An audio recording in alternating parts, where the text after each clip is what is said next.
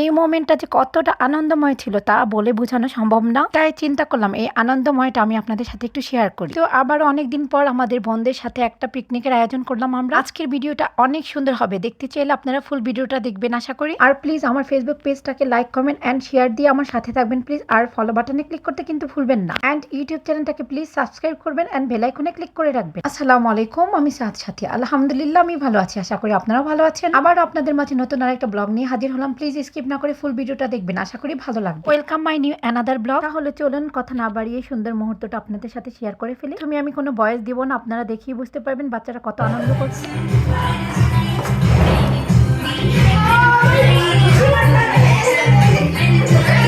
সোজা ঢুকে আমি বাচ্চাদের মোমেন্টটা দেখে আমার খুবই ভালো লেগেছে। তো এই তো গরুর মাংস রান্না চলছে। গরুর মাংসের কালারটা খুবই সুন্দর হয়েছে, আপনারা তো দেখতেই পাচ্ছেন। আর মুরগির হাত পা দিয়ে বুটের ডাল দিয়ে রান্না করবে। আর এই তো মুরগির মাংস ভুনা করবে, মুরগির মাংসগুলো ধুয়ে রেখে দিয়েছে। আর ধনিয়া পাতা ভর্তা হবে। এখানে কিন্তু শেষ না, আরো আইটেম আছে কিন্তু। যাই হোক, আবারও বাচ্চাদের ডান্সটা দেখে আসি আমরা। তাহলে চলুন।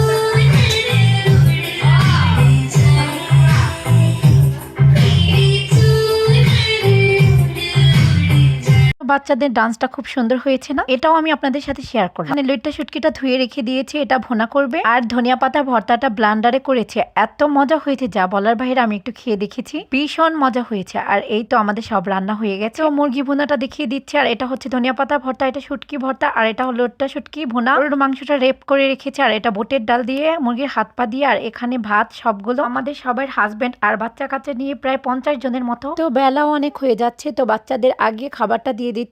তো একজন একজন করে আসছে আর দিয়ে দিচ্ছে। আর এখানে মুরগির মাংসটা বেড়ে নিচ্ছে। আর এই তো আবারও বাচ্চাদের ডান্স। এবার দেখবেন ওদের লঙ্গি ডান্স।